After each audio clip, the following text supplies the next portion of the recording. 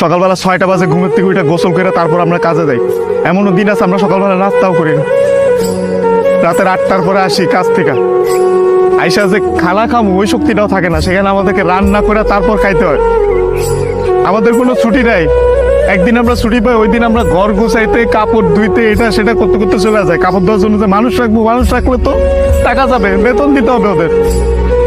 ওই টাকাটা বাসায় আপনাদেরকে পাঠাই, তারপর ওইটা দিয়ে আপনারা ফুটানি বানান। এই যে ইস্ত্রি করা, এই যে ভাজালা কাপড় বেড়া ঘুরেন। আর এই যে কাপড়, আমরা কাপড় পরতে পারি না ওইখানে। এই যে এখানে দেখেন না ভালো ভালো কাপড় পরে ঘুরতেছি, এটা খালি আব্বা আম্মা আত্মীয় স্বজন দেখে ভাবে যে অনেক সুখে আছে। ওখানে তো জামা কাপড় পরার টাইমই পাই না আমরা। কখন জামা কাপড় পরবো? সারাদিন তো ইউনিফর্ম পরেই থাকা লাগে।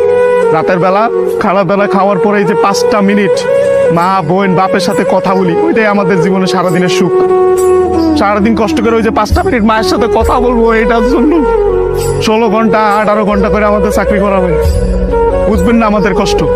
আমরা হয়েছে পৃথিবীর সবচেয়ে বড় মিথ্যুক, কারণ আমরা উঠতে উঠতে মিথ্যা কথা বলি। মা যখন জিজ্ঞেস করে বাবা খাইছ না, বলি খাইছি।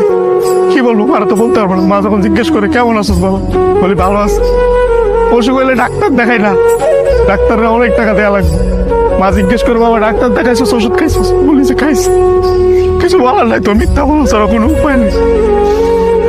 আমাদের মতন মৃত্যু কার কেউ নেই। আমাদের কোনো ঈদ নাই ভাই, ঈদ করেন আপনারা। আমরা সেবাই পোলাও করবা খাইতে পারি না। সকালবেলা উইটা নামাজ পড়তে গিয়ে আইসা বন্ধুরা একজন আরেকজনের জড়াতে কান দিই। আর মা বাপ নাই, কি ঈদ করবো? ঈদ তো করেন আপনারা। আমি আমার মার চেহারা 5 বছর ধরে দেখি না। 5 বছর পরে আমি দেশে এসেছি। যেই ছেলে মায়ের হাতে খাবার না খেলে পেট ভরতো না, ওই ছেলে মায়ের চেহারা দেখি না 5 বছর। ঈদের সময় জিজ্ঞেস করে বাবা কাপড় সময় কিনছিস, বলে কিনছি, কিন্তু কিনি না। 5 বছর ধরে এক বছর পরে ঈদ করতেছে। আর আপনারা নতুন নতুন জামা কাপড় পরেন, জুতা কিনা লাগবে, এটা কিনা লাগবে, সেটা কিনলে পরে এটা তো করে, এটা তো সব ধার খরচ করে দেয় আপনাদের ঈদ করার জন্য।